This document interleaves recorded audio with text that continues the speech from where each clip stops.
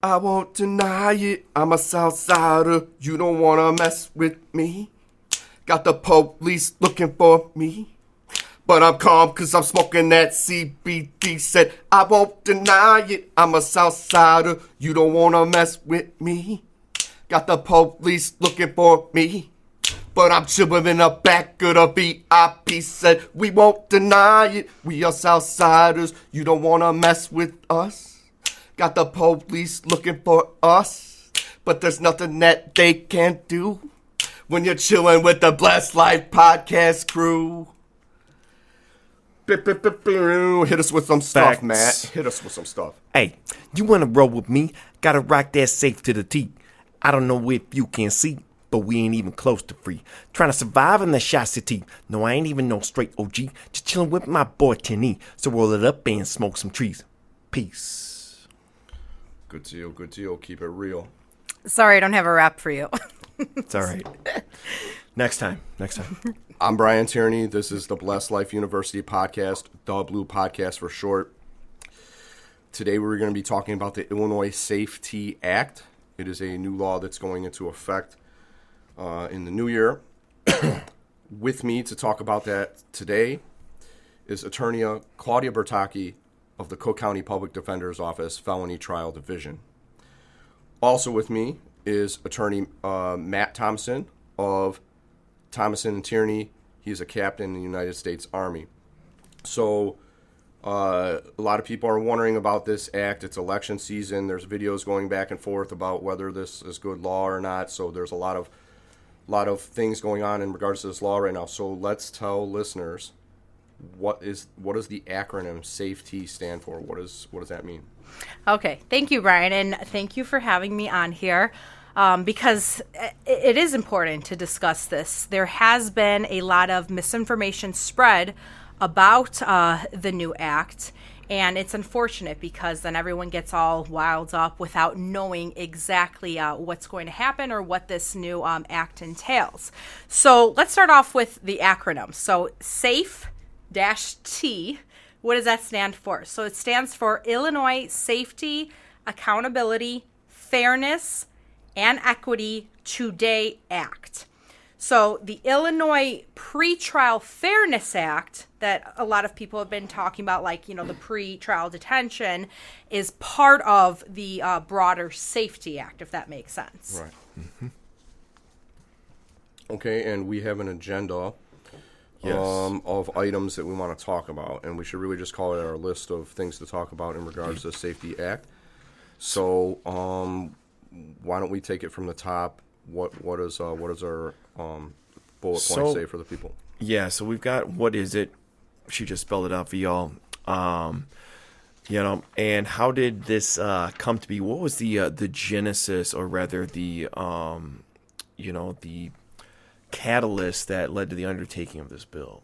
Right. So obviously, we're not going to talk about the entire Safety Act because it is numerous, and for purposes of just pretty big, right, 700 plus pages. It's long. Yeah. Long. When I hear long, as far as number of pages, it scares me right away. We got bullet points that breaks it down later, but the whole thing is we don't have to go. Right. But so yes, let's continue. For purposes of today, we're mostly going to focus on the Pretrial Fairness Act, right? With a focus on that. So again, part of the broader Safety Act. So the Pretrial Fairness Act, that was developed and refined over a course of 4 years. So a lot of people think, this act was just rushed over the last year. That's not the case. It was over a period of 4 years. And there was a lot of debate in the legislature surrounding this act. And as a matter of fact, a version of it was first introduced in 2017 during the 100th General Assembly as the Equal Justice for All Act, HB 3421. So that's the origin of it. And then there were different versions of the legislation, both in 2018 and in 2019, where various experts answered questions in person before it headed to the legislature in April of 2019 for the subject matter hearing. Of course, national experts were also consulted, And Illinois also had the ability to learn from reforms that occurred in other jurisdictions. So it wasn't just a spur of the moment bill that came to be. It was, or law, I should say now. It was more of a longer study, and it was a very thought out process. So it wasn't just like, some lame duck session with no debate. Did you kind of seem to hint that this is modeled after legislation in other states then? Yes. So there's data from other jurisdictions that was researched. For example, the pretrial in other jurisdictions, New York, for example, I know there was some debate there, but New York back in 2019 had bail reforms because of a crime wave. And there was various research done, from November 2020, there was an evaluation of research from 12 different jurisdictions where pretrial reforms had taken place, and they found no evidence that crime increased as a result of pretrial reform. So this was the studies that they done here in Cook County specifically. Maybe some people will be familiar with this study, is that Cook County dramatically reduced the use of money bond with no significant change in outcomes or overall crime rates. In 2021, Loyola University, and 2022, a review by the Civic Federation, they both found that 97% of people released pre-trial in Cook County were not charged with new violent offenses. So the rise in murders that we saw from 2020 and 2021 was independent of these bail reforms. I think we know what happened, between the pandemic and, of course, the whole Black Lives Matter movement rising and a lot of the, unrest. There's happening. A lot of unrest, social unrest. Generally. Yeah, well, we were in the middle of a pandemic, and so what is the effects of government shutdowns and not being able to work to people as well? So we're seeing increased murder rates. Maybe that's a factor. Correct. So, economically, too, with the shutdowns and whatnot. I mean, people are in a more pressed position economically. Obviously, crime's going to go up. That's a huge contributing factor. So the actual, I think, bail or not bail is an incidentally significant factor, considering the term of the times there. So, yeah. So to sum it up then? So to sum it up, despite what, you're hearing from the independence of the law and the increase, it didn't have you're saying it didn't have an effect of increasing fill in the blank here for me. Right. So crime rates here in Cook County, the bail reform already started before the pandemic. Mm-hmm. Okay, and this was by Judge Evans, his general order 18.88. What is that? That order basically tried to reduce monetary bond by only having judges set a bond at the amount that somebody can afford. So, for example, I tell my attorney before I go in front of a judge for my bond hearing, I only can afford $200. That's all I got. Okay. How do they verify that? My attorney then would tell the Judge Claudia, Ms. Bertacchi only has $200 for bond. What does that mean? That means, based on Judge Evans's order, a judge was not supposed to set a monetary bond higher than the $200. Now, did they set it higher? Of course, all the time. And they would justify it by, clear and present danger, which, we'll get into. But the point is, there was a significant reduction in cash bond already before the pandemic. So this is not brand new. And the studies found that, reducing cash bond had no correlation to the rise of crime. There were other reasons for the rise of crime. The pandemic, the civil unrest happening across the country, as we all, witnessed in the summer of 2020. But it had nothing to do with the laws here that were changed, because this was nationwide. and we just happen to be a big city. So that's why we felt more of the effects of it here than, let's say... That was what I was talking about. Yeah. Right. Small town in Wisconsin. Independent of this law, the crime was up anyway. Correct. Unless you're Kenosha. Then. Unless you're Kenosha. Okay. For the rest of us in Wisconsin, we're fine. Right. And Kenosha was Okay. like, what? Anyways, yeah. No, I totally get what you're saying, though, because, I mean, there's much more a consequence of the circumstance of the time rather than bail reform policy here. Like, that's just an incidental tag along to what was going on. And I understand how the naysayers would kind of would try to maybe capitalize on that, be like, oh, 2020, we saw a significant rise in crime. It's like, yes, so did the rest of the country, including even small town, no-name Wisconsin, given the nature of the political unrest and the shutdowns, et cetera, et cetera. So I don't think that's a valid argument by the naysayers on that account. Yeah. What do we have next? So the main thing to keep in mind is that this law now was really well thought out. It was not an overnight thing. It took multiple studies. It took multiple hearings to put this act together. Now, specifically, like I said, we're focusing on the Pretrial Fairness Act.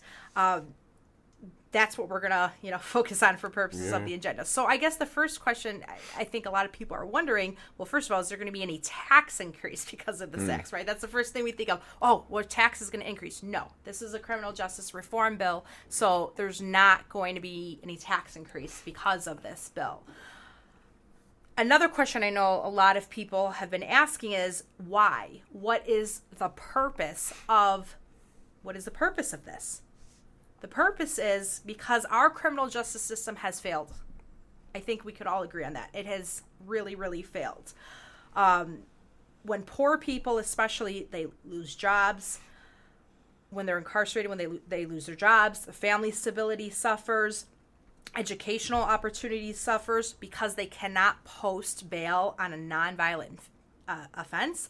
That's where us as a society also will feel those effects because they then are put in a situation where they've lost everything and now they're back on the streets, right? And they're now in survival mode.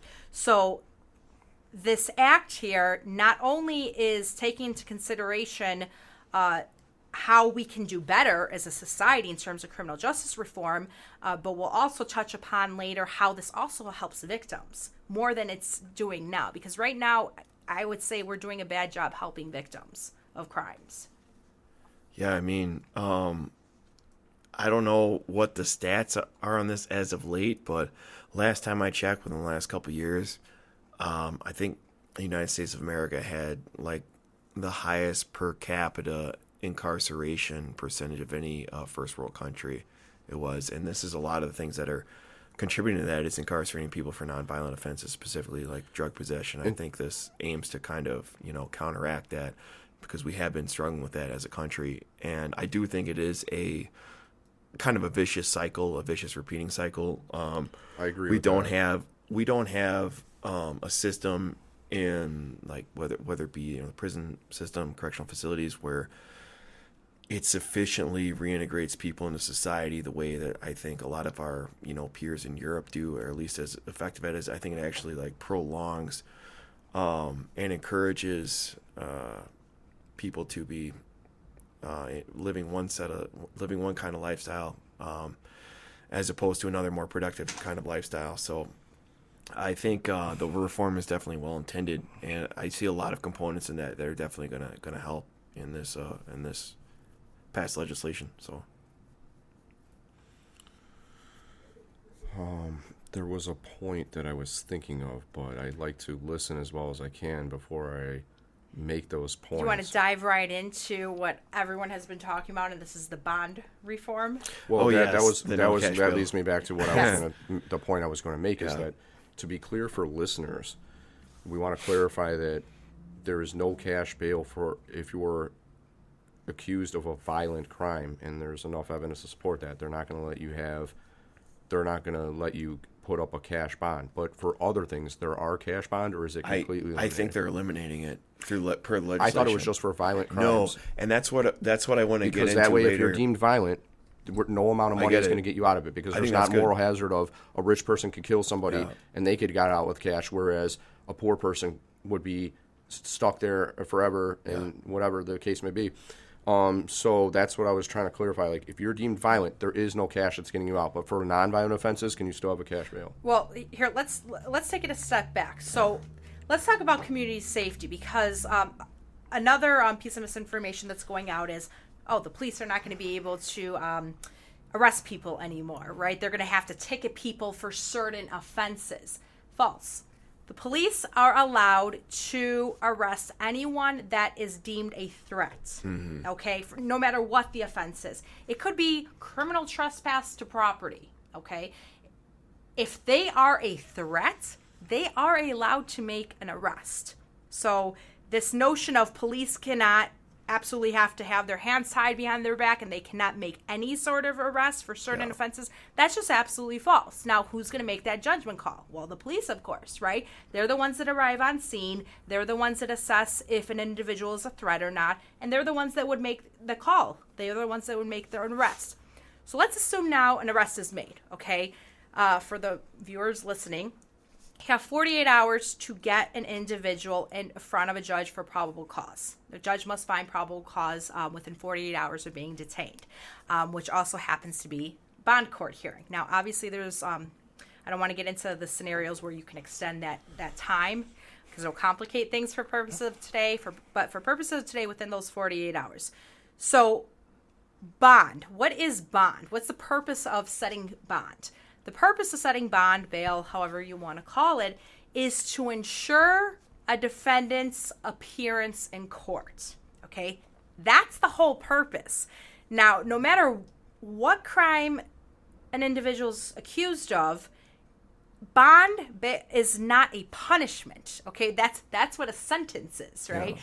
Bond is simply to ensure the defendant's appearance in court. That's what it is, okay? So now, historically speaking, the thought process was, okay, if an individual pays X amount of money, well, that's their surety, right? That's their guarantee that they will show up to court. And then if they don't, then the money is forfeited to the government, right? However, that's not how it's been played out. How it's been played out is that those with money get released, those without money are detained. So let me give you a perfect example. Let's take armed robbery. Okay, I'm just going to throw that crime out there. Armed robbery with a firearm. Let's say a judge were to set a bail at, let's say there's two co-defendants, okay? So they both committed the crime at the same time, both armed robbery, okay? Let's say they don't have a background. Neither one has a background, just to make it simple for today. So they go in front of the judge for their bond hearing. One guy, well, both of their bond is set, let's say, at 100,000 D. So when it's a D bond, 10% needs to be posted. So that would be 10,000, okay? So now these guys need $10,000 each to get out of Cook County Jail, okay? One guy happens to have $10,000 in his bank. No problem. You know, he calls his wife, whatever, posts the money, he's out, okay? The other guy, unfortunately, doesn't even have $500 to his name, okay? When you post that cash, this is like literally they're taking a trip to the ATM or the bank and they walk in there with cash and just put it down? No, it's a credit card. Okay. Yeah. So, and I didn't mean that really as a joke. Just for people listening out there, like when you say posting bond, like you talking about calling a wife, like does she have to go get a cashier check or does she have to get his debit card so he can swipe? Is there a credit option? Yes, credit, yes. Okay. Yeah. So let's say that one guy does not have... It's a practical matter, whatever. Right. So if the other guy doesn't have that money, what happens? Well, he stays in jail. Okay. Now, the other guy is free, despite the fact that it was a violent offense, an armed robbery. He had $10,000 to post, so he gets to go free, and who knows, he may or may not commit another crime, okay? But the individual that remains in Cook County Jail, he does not get to go free, not because the judge found he's a threat to society, but because he is too poor. So that's where the problem arises. Mm-hmm. I like to compare it to being pregnant, right? You either are pregnant or you're not pregnant. There's no, right. I'm sort of pregnant. it's one or the other, right? You're either a threat to society or you're not a threat to society. It's either one. So if you are a threat to society, then no amount of money should be able to get you out. It doesn't change the risk factor. Correct. It does not Correct. affect the risk factor at all. Right. Yeah. So if you happen to have money, but you're some, And what you're basically showing people is what you perceive as an unfairness in the current system before cash bail is eliminated. correct. Because if you are a violent individual that happens to have a lot of money, let's think like Bruce Wayne type of money, right? You Patrick get to Bateman. get out and commit more crimes if you want to because you have the money to do so. So cash bail serves absolutely no purpose whatsoever, but it disproportionately affects the poor and disproportionately even more affects people of color. You're in a situation where money determines whether you are free or not. So that is the problem. So now with this new act, with the new Pretrial Fairness Act, it completely eliminates cash bond. So it doesn't matter, if you have $100 in your bank account or $1 million in your bank account, there's not going to be a cash bail. So what are judges going to do? Well, now the judge is going to do a full analysis. And this is what I think people are failing to realize.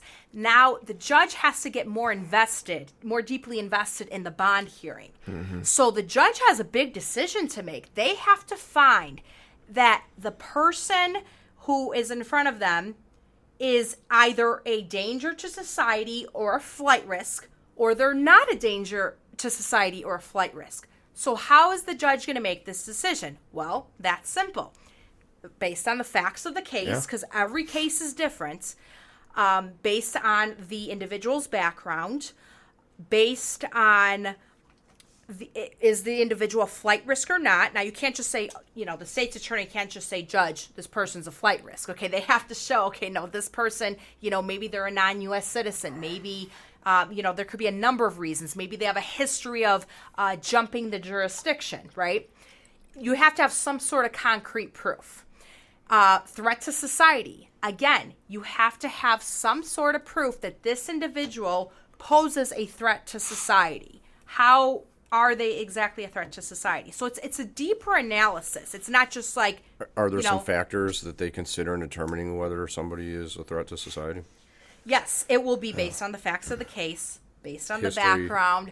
Or in the accused crime, I imagine. If it's right. extremely severe... So basically what I've asked you for is a summary of what you just said. Yeah, if it's extremely severe, I imagine that will weigh, the suspect is suspected of and accused of running over 20 people in, a parade or whatever. That would probably be a no cash bail scenario, It's like, there appear to be video camera evidence of the suspect driving the said vehicle. We're pretty sure we're not going to give this guy a Give us an example of what might be considered a threat to society that we might see. Like Matt just said, a person hitting somebody with 20 cars. Would a domestic abuser be considered a threat to society, or just the individual specific person in the home? Okay, well, probably is considered abused. a threat, I would think. I would hope, yeah. right. So let me explain this first. Okay. So right now, judges still have the discretion not to release anyone, to hold them no bail. Okay, and the way that it is now, there's essentially a full hearing on it. So the state will present their side of facts. It takes longer than just your regular bond hearing. So that is already in effect, to hold somebody no bail. Will this clog up the time in the court system? Court may take a little longer, but I think it's worth it, because now what's happening is there's a high standard being set for detention, okay, for being incarcerated in Cook County Jail. So right now, decisions are made in minutes. They really are. Which is probably not not good enough when you're dealing with people's freedom, yeah. Right, exactly. Yeah. So now what this act does is it sets a very high and clear standard. So they really have to give it consideration. Right, for incarcerating someone who's presumed innocent. Because again, setting bond is not a punishment. It is you're still presumed innocent at that stage of the process. Okay? Everybody is presumed innocent until proven guilty in America. That is Exactly. a standard that we should have. And I understand that a lot of people don't agree with that. But this is the United States. This is the best country in the world. And we are so blessed to live here with the type of constitution that we have. So you can't pick and choose what you want. If I'm accused of a crime, I get a right to a trial, which and we don't always live up to our ideals, but the ideals are you get a fair trial to defend against what you've been accused of, and the state has a burden of proof that they have to meet. They can't just make up some shit and say you did it. They have a burden of proof they have to meet, and then you're free to defend yourself and try to work with a good attorney to fucking clear your name, and not have to be incarcerated. And, I watch a lot of murder mysteries, with my mom, and sometimes they'll do a Dateline special on people who are wrongfully convicted. Like, holy shit. Because I was watching this one, I think it was these two brothers from Jersey were accused of a murder from like the late 80s or something like that, and they spent 20 years in jail, dude. They got old together. They show the pictures of them when they go to jail, and they're like young dudes, full hair, just fucking lean and mean. They were in shape and lost 20 years of their life, for a wrongful conviction. So I agree with you on the point of, like, me, I'm rah-rah, civil liberties and everything, and freedom of speech, freedom of religion, freedom of the press, the right to defend yourself under the Second Amendment, to keep and bear arms. If the criminals can do it, we should have the right to do it too, and we do. It's in the Constitution.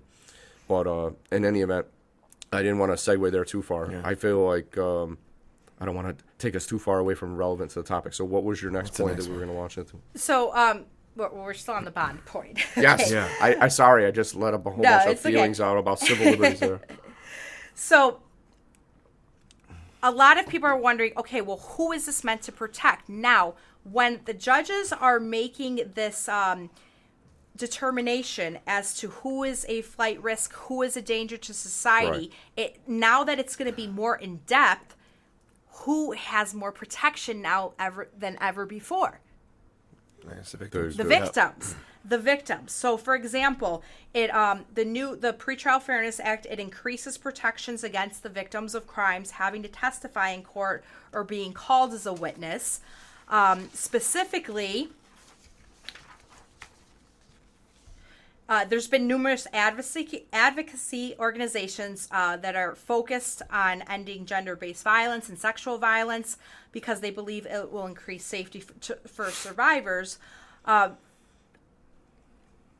Currently, under the Pretrial Fairness Act, if a state's attorney is concerned for the safety of a domestic violence survivor and their family, they have now the 48 hours to prepare for a hearing where the judge is going to weigh and decide if the accused should be incarcerated or not.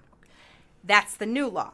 Under the current law that we have now, because you asked about domestic violence, people charged with domestic violence may be released directly by the police or after the initial bond hearing. So for example, I was in a domestic violence courtroom for a year. I won't tell you what judge it was, but I could say that the bonds were mostly to walk, $200. Okay? And a lot of domestic violence? For domestic violence cases. That's pretty low. Yes, they were scary low. Yes. Well, to be fair, I should probably be a little more clear. They were misdemeanors, but still, nevertheless, a misdemeanor domestic violence is still a violent crime. But the point is, there was no specific weighing. Okay, again, so $200. Your speeding ticket is $200, right? At least, right? Posting $200, and then you're having somebody released that could issue. Possibly go and, abuse, reoffend. Could be problematic. So what this does now is it allows the judge to weigh a lot more evidence. They have to make a very informed decision here. So for domestic violence cases especially, you're taking the victim's safety into consideration. So now it's not just, okay, are they a threat to society? The judge is allowed to take an individual. So, for example, is this individual a threat to Brian specifically?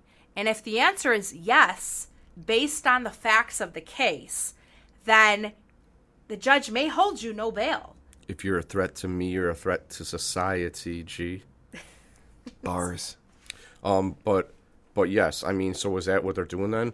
Like, if you're in a domestic violence situation and you're the victim, are they taking statements from the victim? Is it in open court? Because is the victim telling the judge, I believe that they're a threat to society as well? Because if I'm getting beaten very badly, if they're a threat to me as an individual, like, who's to stop them from doing that to somebody else? Like, Right. It's so, how are the victims involved in the process?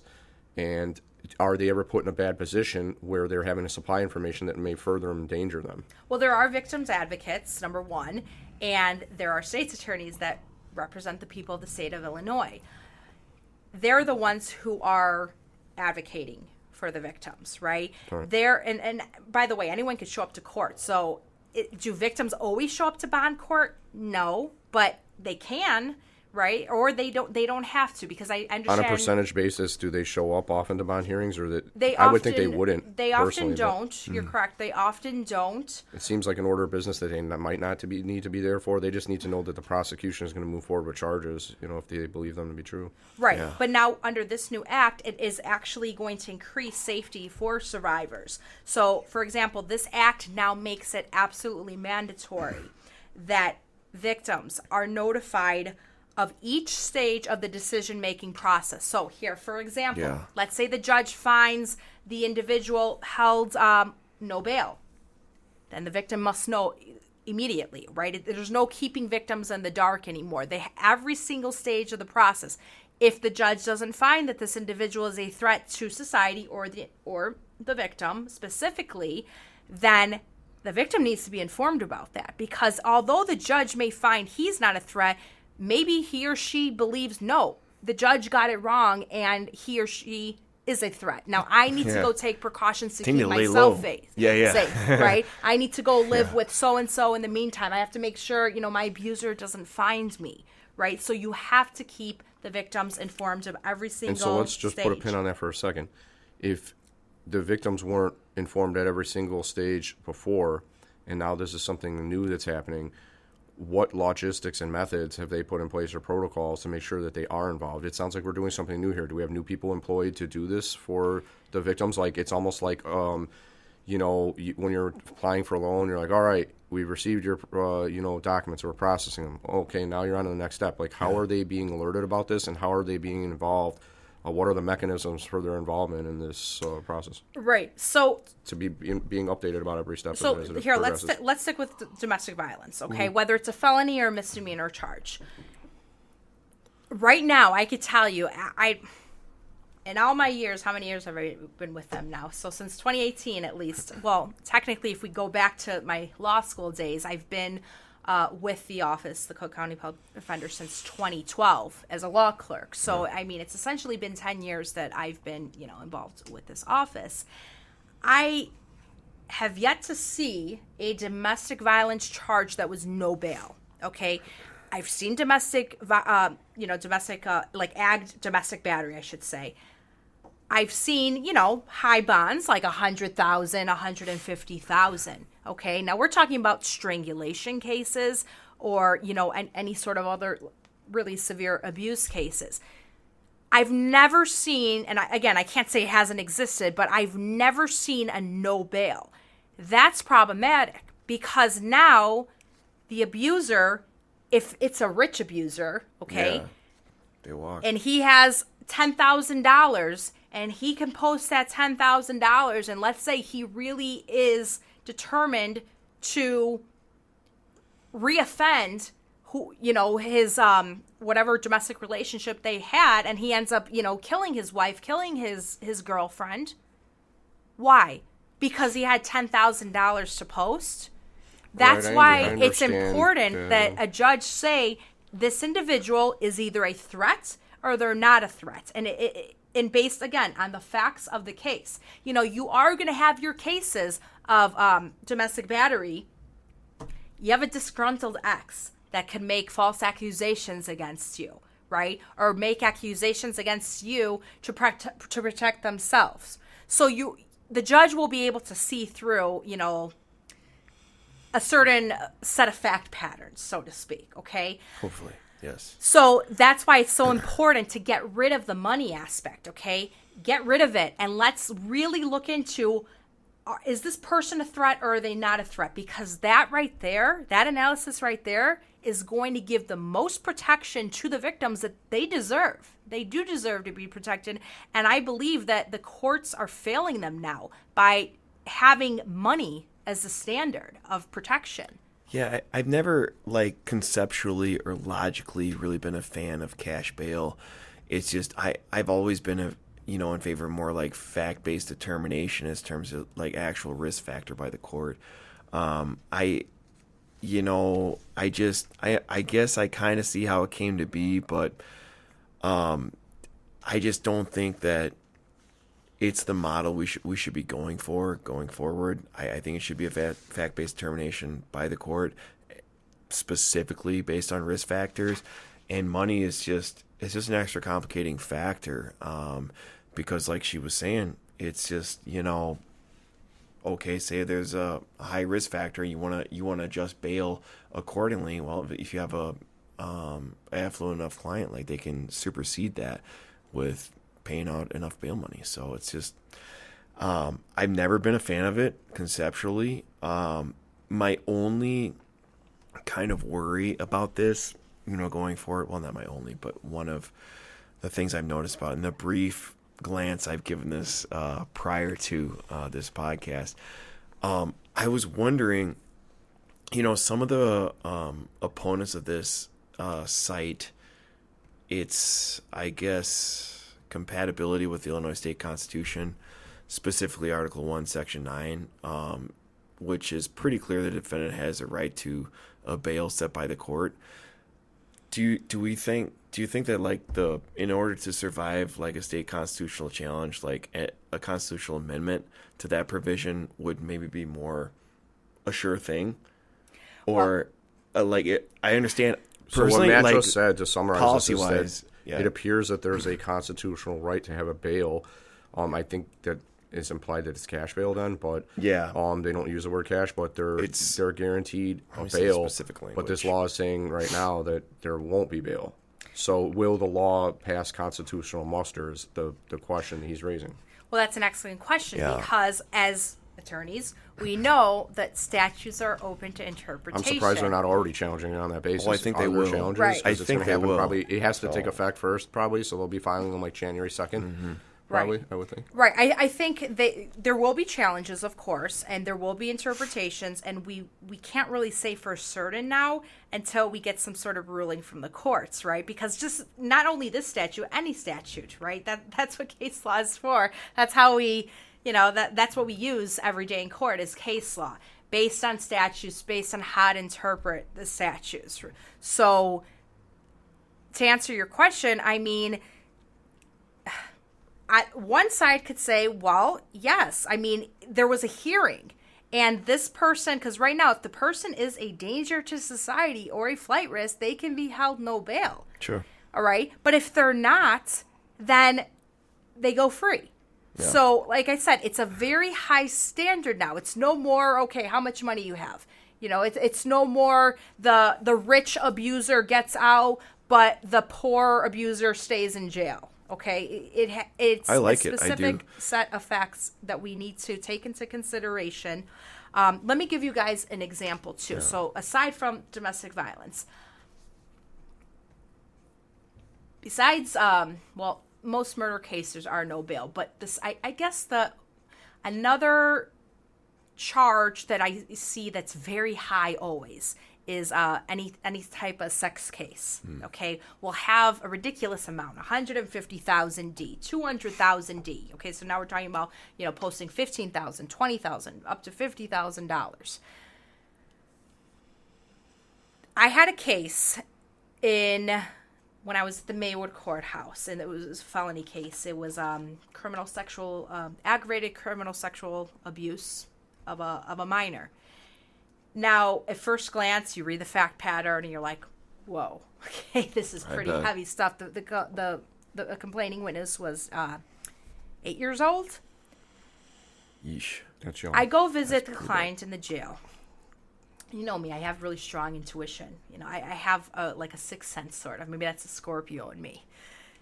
I'm like, this guy did not do this. I knew it from the minute I met him. And I became so determined to prove his innocence, to really prove it, because I know, just looking at this man in the eye, he didn't do it, right?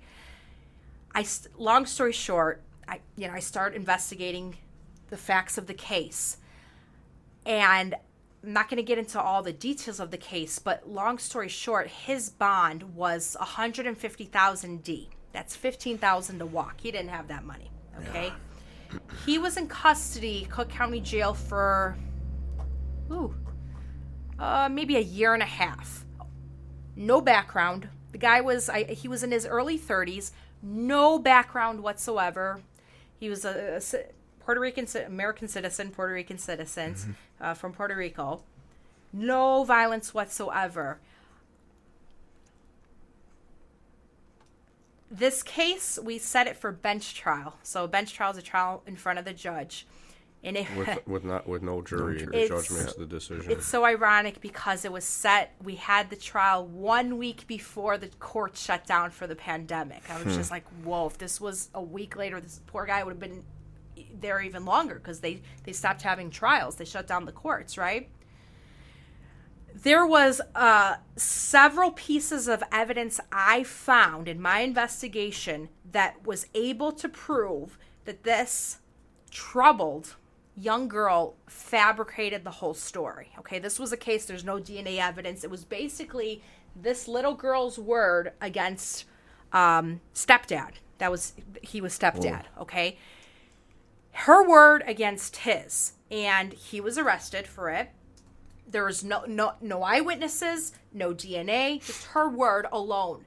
And I was able to prove how exactly she lied about these allegations. So like I said, I don't want to get into all the details about the case. You've went into a lot of details in a good general way, where you haven't crossed any lines. When I tell you that this man was innocent, he was really, really innocent. Okay, he really, really was. So let's take that example, because I'm sorry to break it to people, not everyone that's arrested is guilty. Okay, we've seen this time after time, where especially all the police abuse that happened in the 70s and 80s and 90s even, and people spending 25, 30, 40 years in prison, and then DNA exonerates them. That's just unacceptable. It really is. It's sad. Nobody should be okay with sending an innocent person to prison, right? Now, take that a step back. Pre-trial detention. We're not even talking about prison, because if you're found guilty, that's a different story, okay? We're talking about just the pre-trial detention right now. This poor man sat over a year and a half in Cook County Jail in Division 9 for... Those of you who are wondering, okay, Division 9, that's the max security prison. It's like an underground. It's for they say the worst of the worst, the Division 9. Literally, you go down in the ground. That's how you get down to Division 9. So he was in Division 9 for a year and a half for a crime he did not commit. Why? Because he didn't have $15,000. That's why. Okay, now... Had that case happened, had the Pretrial Fairness Act been in place at that time, what could the judge have considered? No DNA, no witnesses, no criminal background whatsoever. The facts of the case, how the case makes no sense whatsoever. It was one of those fact patterns that made you look at it like, huh? Yeah. What is this girl saying? Like, it was a bizarre fact pattern. Probably the weirdest fact pattern I've ever seen. If the judge would have been able to take all that into consideration, I can't say what he would have done, but I'm pretty confident. I mean, a judge would have set him, free, where he's just allowed to go on his word that promises to come back to court, right? Assuming that they find he's not a flight risk and he's not a danger.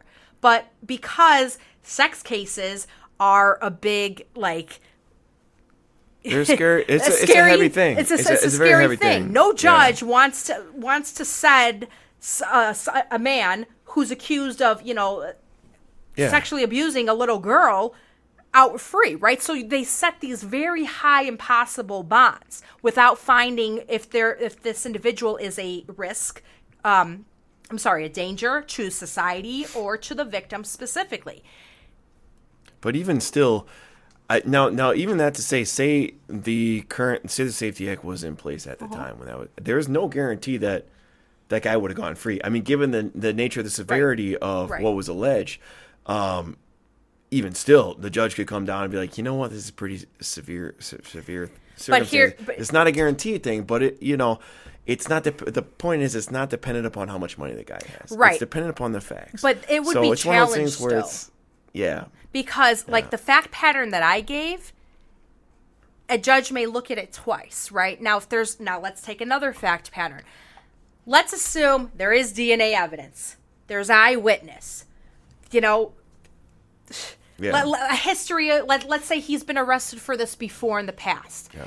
Now, even so, he's still presumed innocent at this stage, okay? So then the judge has to say, is there any set of conditions I can put in place that will guarantee the victim's safety or the community safety? And if the judge decides, okay, well, this guy can stay at this, he's got an address where he could stay on electronic home monitoring. He'll be monitored 24/7 because they are monitored 24/7 through the GPS device through the sheriff's department. So even if there's an overwhelming amount of evidence, you still have to find that there's nothing that can be done, that EM would not work for this individual. Now, when will we'll get to EM in a minute. I want to get to that. We'll get to that in a minute. But the judge will have to find that this individual can absolutely not be placed on EM because, they've been placed on EM in the past and they always cut off the bracelet and run away and don't show up to court. Or they have this pattern in the past where they're on EM and they go commit all these series of crimes. And you say EM, it's electronic monitoring. Be at home. So if you're at home, you're what they call EM, electronic monitoring.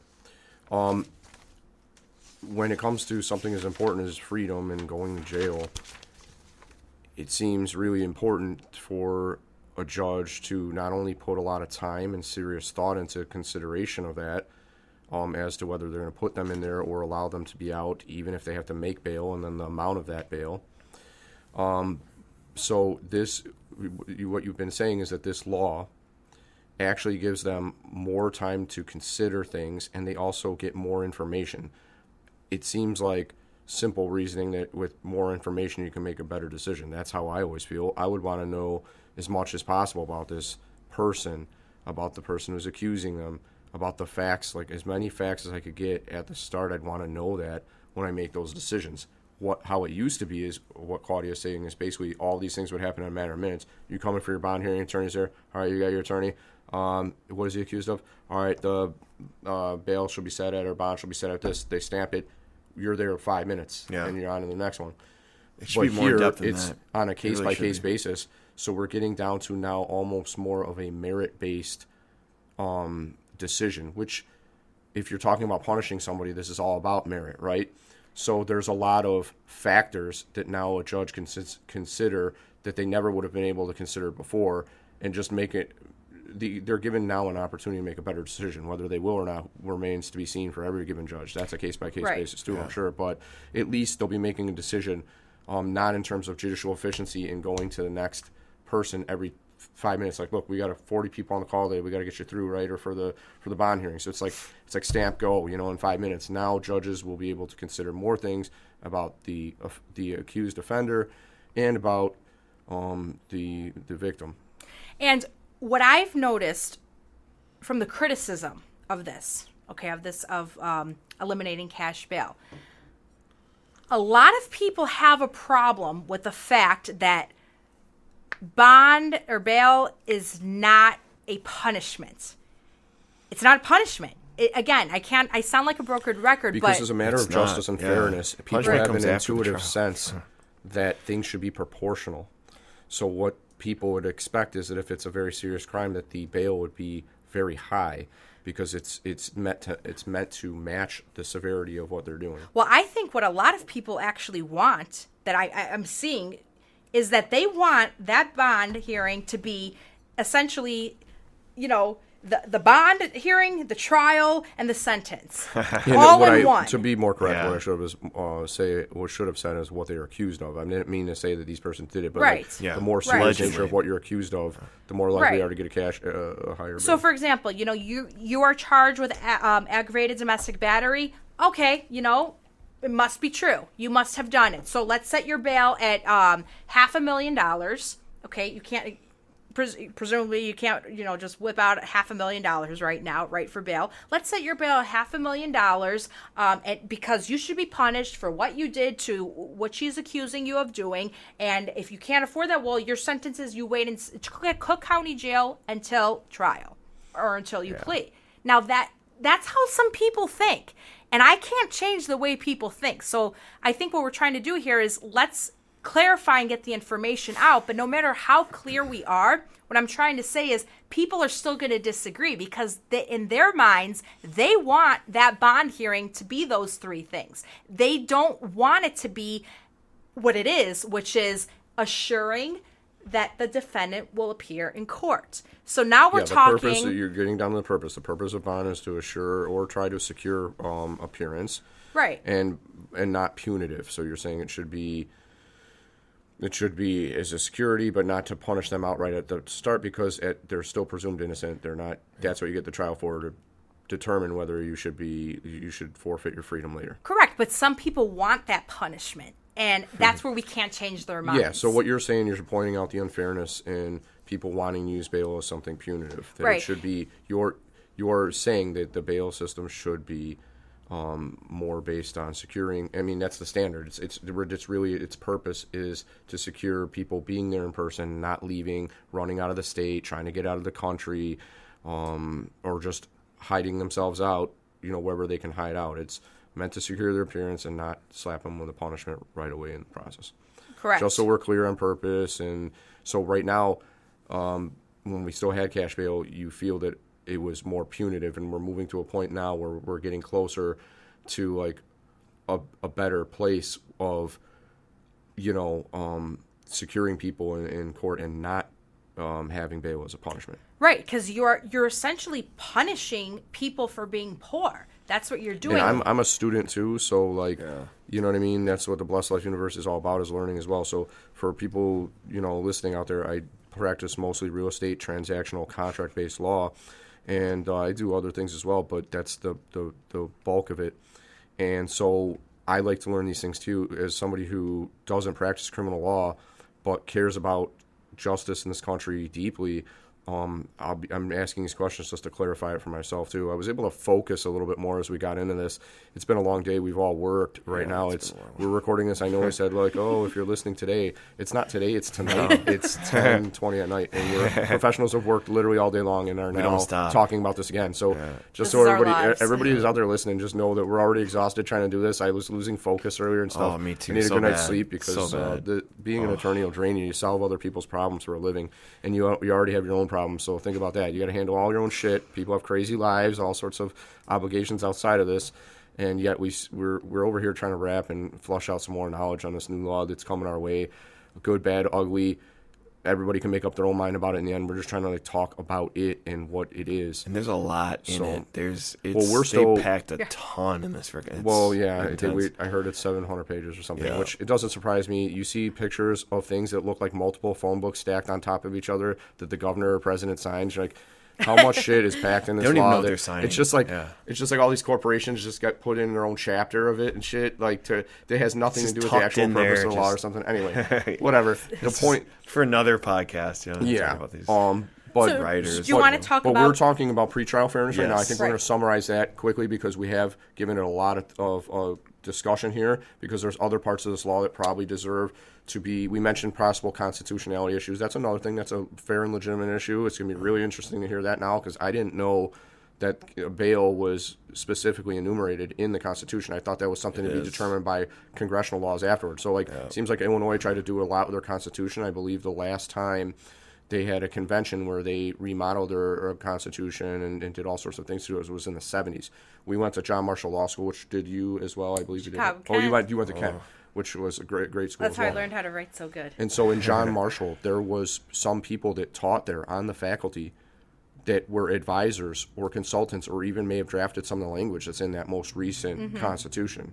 So, like, you have an Illinois constitutional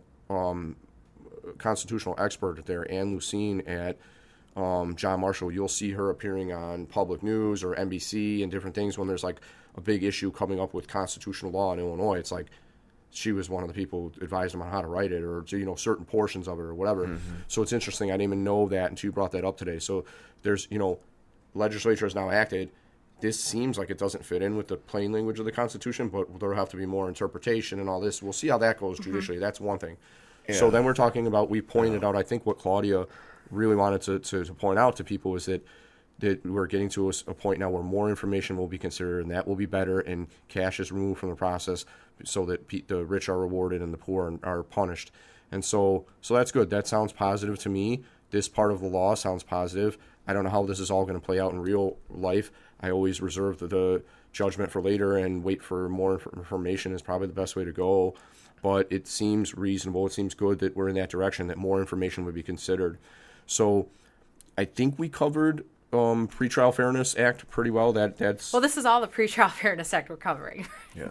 This is all that we're covering what today. What more do we need to know about it? Now, have you seen that meme that's going, well, I don't even know if it's a meme, but it's that, non-detainable offenses, and it lists the offenses, and everyone's freaking out because as of January 1st, there's going to be the Great Purge, and, the gates of Cook County Jail are going to open, and all these violent offenders will be released into society for this Great Purge. You've heard about that, okay? Yeah, what you're saying is that they're trying to create fear in order to shape people's opinion on how this law, like, to change their view of its purpose and its possible or intended effects, and they're using fear to do that. So they're basically trying to tell you how you should think about this law, and what you're trying to tell people is that what they're doing may not be true. Well, let's talk about that. This is not what they're saying, that some people are saying it is. So there are detainable offenses and non-detainable offenses, but let's explain that, because if I slap a meme and I put these offenses on, and then I just say non-detainable offenses, that is not explaining it at all, because that's not the full truth. I like to, me, I'm a religious person. I like to compare that to the Bible, right? You're going to take one verse out of the Bible. Here, for example, where Jesus says, I come not to bring peace, but a sword.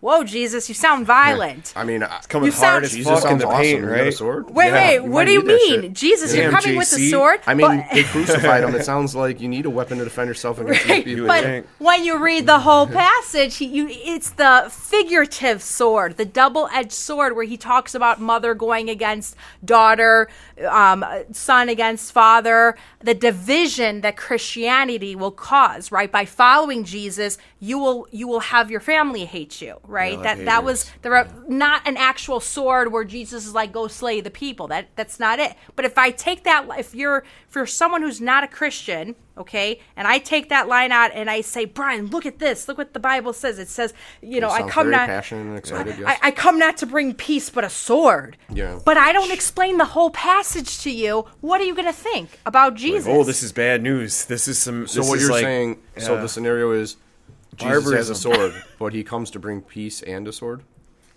Peace with a sword? No. He comes not to bring peace, but a sword. And then it goes on to explain what that sword is. It's a figurative sword. The sword is the division it will cause. You're choosing God above everyone.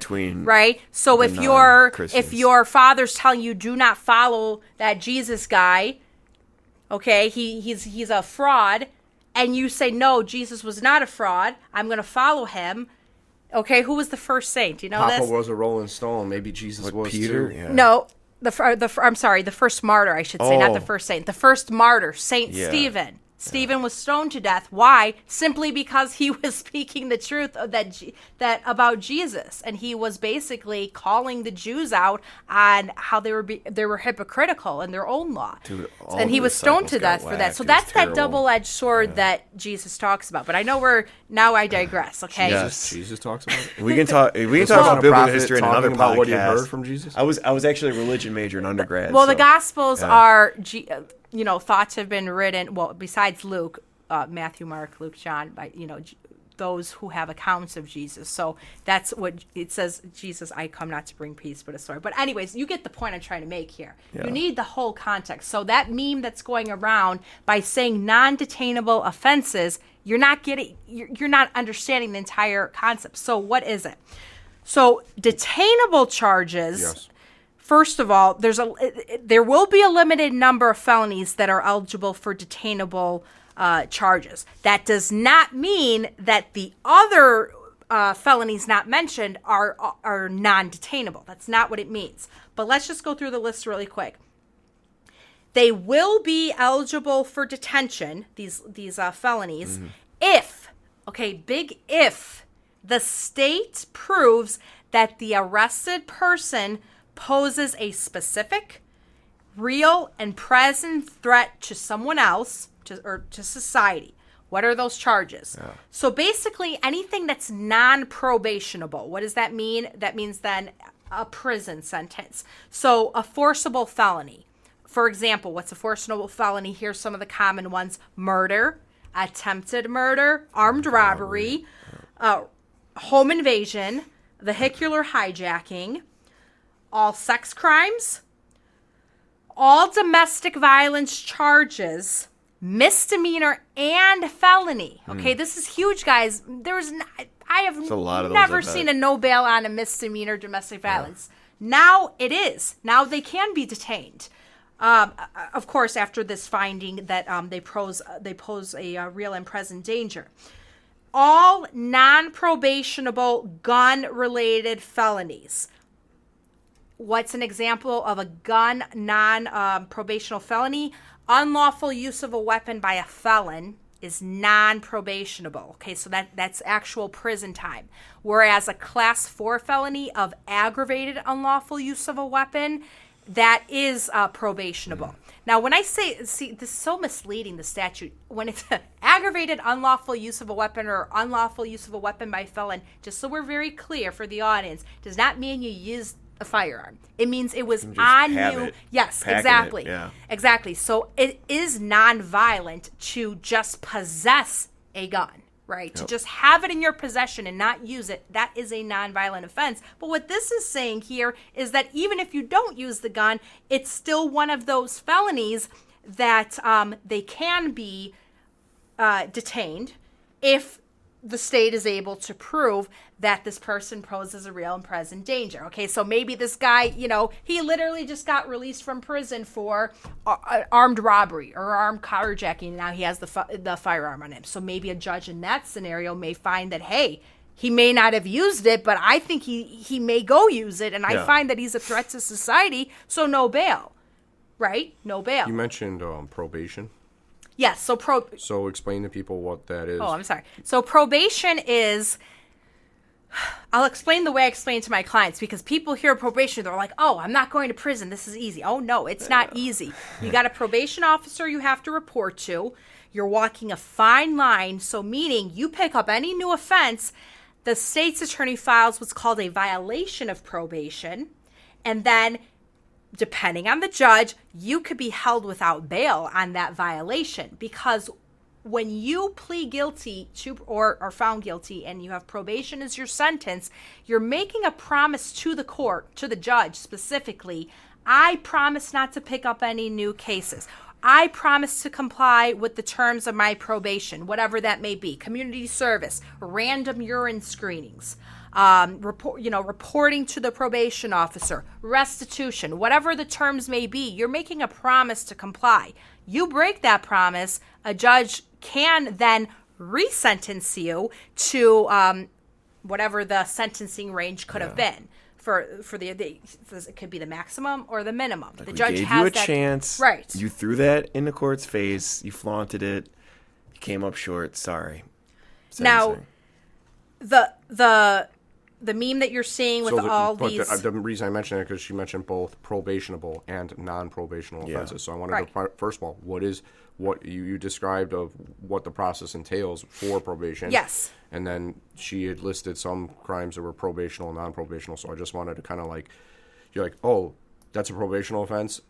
This is a non-probational offense. How should I make sense of that mentally if you were not clear on what probation is? So I just wanted to point that out because I'm learning about all this too, right? I don't know how somebody who practices criminal law would define it, so I just wanted to hear that. But So then, let's take one. meaning that you can be out, but you're on probation, meaning you are on thin ice. Yes. Yeah, you're on thin ice. You're being Yes. monitored, and if you break your promise, you'll be thrown in jail, basically. Yeah. So let's take one of those from the non-detainable list, that meme that's going around, okay? So one of them is second-degree murder, okay? What is second-degree murder? Yeah, you detainable. Heat of passion. That's your heat of passion. Murder. Okay, you bar walk fight. You socked the guy too hard. Say that Yeah. one more time. right. So here, let me just give What did you say? Degree or what type of charge we're talking about there? second-degree murder. Second-degree So- murder is a heat right. of passion crime. Yeah. Right. It's an aggregating factor. It's not that- premeditated. Or it's Correct. a factor that would have made it, if it wasn't present, it would be first-degree murder. But they Right. take So it that's second-degree like you walking in on your spouse engaged in sexual relations with another man. murder. Yes, your Go spouse is having full sex. Hulk, King Kong mode. You're, you need to you're, start well, beating we this know guy. what I'm talking about. Oh yeah. He goes into gorilla panic mode and smashes. Hulk smash. Hulk yeah. smash. Yes. Right. But let's use the They bar said gorilla fight for panic. example. Yeah, Yeah, bar the- fight is more A bar common, fight, bro. okay? That was a type of weed. You're in the charged type with of gorilla second degree panic. murder because the guy dies. Yeah. Okay? Now, what if your attorney presents mitigation to the judge that this is a clear self-defense case, okay? You have no background whatsoever. You just have the second degree murder charge you're facing now. No background whatsoever. You're an attorney, right? Now the judge considers all of that. Well, wait a minute. Wait, this is a strong self-defense case? Okay, he will be released now. But let's use another fact pattern. Let's say that same bar fight again. But now this is literally like your 15th arrest, okay? Or your 15th, you have 14 felonies in your background or whatever like that. And you just got out of prison for an armed robbery. Okay, now the judge is going to look at it and say, wait a minute here. Okay, no, I do find that this man poses a real and present danger to society, based on the facts of this case, based on the history, and then will order you held without bail. So what I'm trying to get at is that list that's going around where it says non-detainable offenses, okay, with the equivalent of pulling out that Bible verse and saying, I come not to bring peace but a sword. It's not true. It's like, oh my God, I never more understood the nuanced. Bible, and Right. we have to do a Bible analogy now. I'm like, I know analogies, it's a comparison, but I Right. can't make sense of the Bible. I struggled with that all my life. This guy's a religion major. Yeah. I read this book where it's like Promises for Every Day, and it's a leadership by, I think it's John Maxwell. I don't have it in front of me, but I think his first name's John. Anyway, it has something for every day, and like the Bible verse at top, but then they tie it into, how it compares to real life, or they make an analogy or show you some kind of lesson with it. So I usually skip the Bible verse and just go right to the interpretation by this guy because he's spot on. You know what I mean? Like, why am I going to spend the mental energy doing what this guy's going to tell me? Because, there's so many things in the Bible that are like metaphors or something that you have to like read into what they're talking about. I was never good at interpreting that. You probably had a lot Parables. of opportunity Yeah. in college when you're studying like what the metaphors of some of these religions are or whatever. Anyway, so that's where I'm coming from. That earlier with the metaphor, I'm like, oh, great. It's like one of those things where, like, when you get in a homework assignment that you're not confident in math or something, and you get it, you're like, I got to think about the Bible now. Oh, my God. So it's a complex book. So the point being that, yes, those in the statute are non-detainable offenses, but not really. So that's where it gets a little bit confusing. Yeah, Because not necessarily. Not necessarily, because again, if the judge finds that you are a real and present danger or a flight risk, whether you committed second-degree murder or robbery or kidnapping or arson, whatever else is on that list, you will be held no bail. So everyone freaking out about, oh, wow, there's going to be all these arsons or, all these batteries going on, all these arsons, burglaries, drug-induced homicides, and they can't be held. They can't be held in jail. They'll be set free. No, that's not the case whatsoever. So that's very misleading, and I don't know what big media outlet or small media outlet is being paid to spread these lies, but, I mean, we got to admit they've done a good job because a lot of people really do believe that. I just this can't is the believe people case. still trust the media nowadays. It's I thought their credibility was done for after the recent history, but I guess I sure don't trust what I hear. A lot of it, probably what it is like political parties, or these PACs that are advertising on TV are just saying whatever they want to say about it because they have an agenda. So they're saying if they, if it's people that are It's clickbait too. Oh my God, all the murders will be out. Well, people yes, panic. that's- Click it. that's- It's just that's honestly kind of what's going on right now. Is they're getting people scared into thinking. And I'm not making a determination here. I'm not making a factual determination. I'm just saying that what I see is that they're trying to scare people one way or the other. Or not scare people one way or the other. Maybe that. So like I talk it out loud. It's like, oh, they're going to be letting all these violent offenders out. Like that's what they want you to think about it. Is that how it really is? Claudia is saying it's not what the law was intended and designed to do. So they're rallying a certain viewpoint on one side, and then the other side is like, they're finally getting some fairness now. So like the process is being made more fair. There's more procedural safeguards to protect the accused, namely that the judge is going to consider more information and make a decision not in 5 minutes but in a longer amount of time. But then what we're seeing in these ads is they're making statements about how bad it's going to be, and then they, one of the gubernatorial candidates, Mr. Darren Bailey, he